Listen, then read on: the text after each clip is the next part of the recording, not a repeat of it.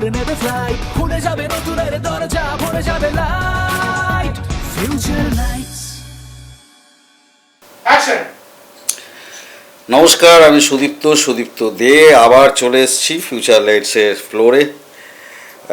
আজকে নিয়ে এসেছি চন্দ্রমাকে আবার। হ্যাঁ, এর আগে চন্দ্রমার সাথে আপনাদের কথাবার্তা হয়েছিল, মানে আমরা আলাপ করেছিলাম, গল্পগুজব করেছিলাম। সেই এপিসোড যারা দেখেছেন, যারা দেখেননি দেখে নেবেন।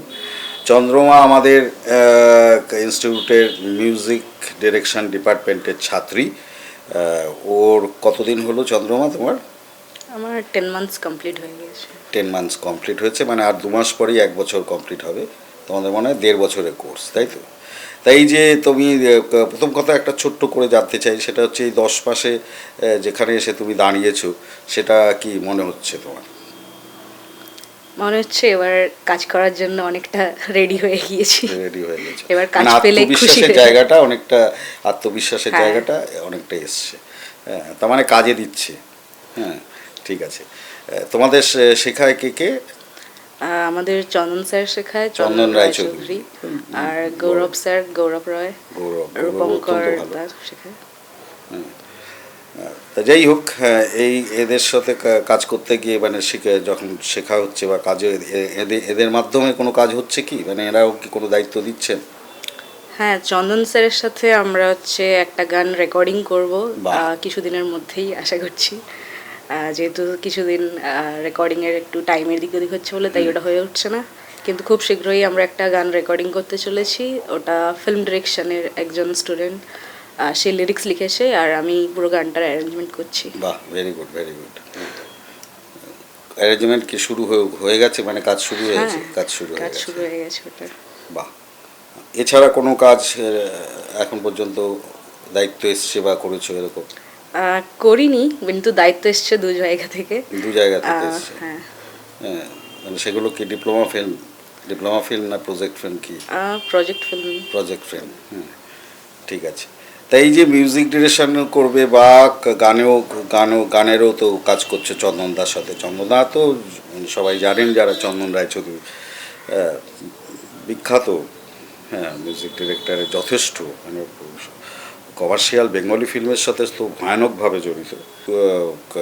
হচ্ছে মানুষ আছেন যারা চন্দনদার ডিরেকশানে কাজ করে এসছে, গায়িকা অনেক বিশাল সে ব্যাপ্তি। তা যাই হোক, চন্দনদার ছেলেও তো এখন কাজ হ্যাঁ, করেন, বোম্বেতে থাকে। কাজ করেন। তা যাই হোক, হ্যাঁ, অত্যন্ত ভালো মানুষ চন্দনদার সাথে কাজ করার অভিজ্ঞতা মানে একটা বিশাল অভিজ্ঞতা, মানে ওটা রীতিমতো বলার মতো অভিজ্ঞতা। হ্যাঁ, ইন্ডাস্ট্রির কাছে তো বড় ব্যাপার, বিশাল ব্যাপার। তা যাই হোক, তা এই যে কাজ তুমি গানের কাজ করছো বা এই যে বিজিএম, হ্যাঁ, তা বিজিএম তো একটু ভিন্ন ধরন, সুর, হ্যাঁ, সেখানেও কাজ করে, কিন্তু সেটা অনেক সময় অন্যরকমভাবেও কাজ করে। বিজিএম একটা ডিফারেন্ট থিং। হ্যাঁ, তা সেই বিজিএম করতে বেশি ভালো লাগে নাকি গানের কাজ করতে বেশি ভালো লাগে? দুটো আমি বলবো খুবই আলাদা একদম। একটু। আর যেহেতু গান তো মানে সিচুয়েশন ওয়াইজ গানগুলো যে এরকম কনসেপ্ট হয় রোমান্টিক। আজ গুন গুন গুন কুঞ্জে আমার একই গুঞ্জরণ, লা লা লা লা লা লা লা লা লা লা লা লা লা লা ला ला ला ला ला ला ला। सैड।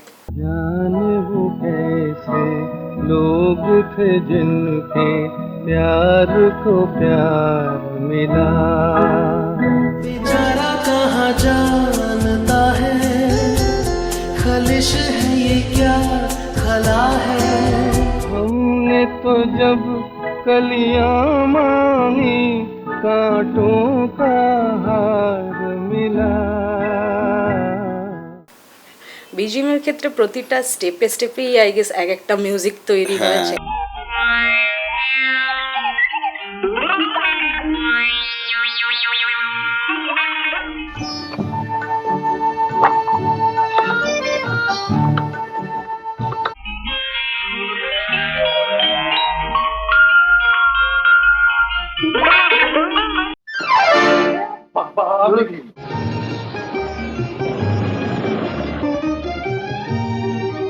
এক একটা রসকে এক একটা সিচুয়েশন মানে কিভাবে যে ওটা নিজের সাথেও মানে সেন্সের সাথে কানেক্ট করা যায় জিনিসগুলো, সেইগুলো খুবই মানে আলাদা রকমভাবে ইনফ্লুয়েন্স করে আমাকে।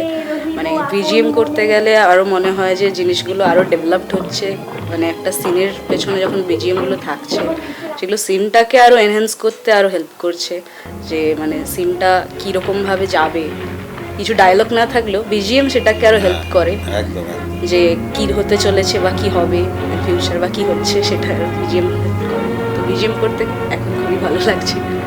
একটা মোমেন্টকে গড়ে তোলে তো, এবং সেখানে শুধুমাত্র সুর কাজ করে না, মানে শব্দ প্রয়োগও একটা বড় ব্যাপার। মানে একটা রাতের অন্ধকার, কোথাও ঝিঝি ডাকছে, দূর থেকে একটা কুকুরের কান্না অদ্ভুতভাবে ভেসে আসছে, হ্যাঁ, একটা ভদ্রমহিলা দাঁড়িয়ে রয়েছে ফাঁকা রাস্তায়, হ্যাঁ, বাড়ি থেকে রাগারাগি করে বেরিয়ে রয়েছে, হ্যাঁ, সবসময় মানুষের মনে হয় একটা কিছু ঘটে না যায়, একটা কিছু ঘটে না যায়। এই যে পরিবেশটাকে তৈরি করেছে,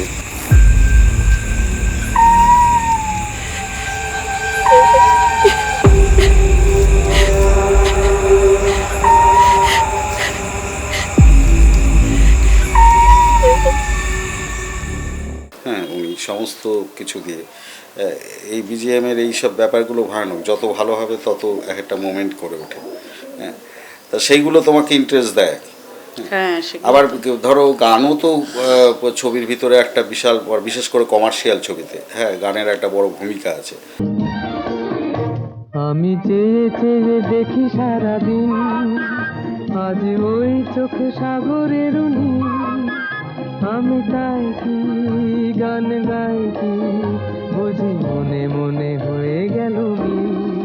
হ্যাঁ, সেই গানেও তো কমার্শিয়াল ছবির গানেও কাজ করার ইচ্ছা আগামী দিনে আছে নাকি? হ্যাঁ, মানে আগামী দিনের লক্ষ্যটা কি হবে? শুধু বিজিএম আর্টিস্ট হিসাবেই থাকবে না, দুটোতেই অ্যাকচুয়ালি কাজ করার খুব ইচ্ছে আছে। মানে আমি যেহেতু গান লিখিও, তো সেই দিক থেকে নিজের গান যদি সিনেমাতে নিজের গানও তোমার করার ইয়ে আছে।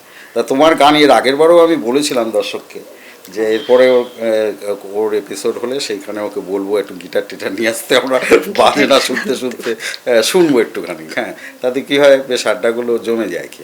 তা যাই হোক, এবারে হয়নি, হ্যাঁ, নেক্সট বারে নিশ্চয়ই হবে, মনে করে তুমি মনে করে না বললেও নিয়ে চলে আসবে, হ্যাঁ, একটা কিছু আমরা একটা কিছু শুনবো, হ্যাঁ, মানে ওটা ভালো লাগে কি, আর ওরকম একটা জিনিসপত্র থাকলে একটুখানি কথা বলতে বলতে আড্ডা হলো, হ্যাঁ।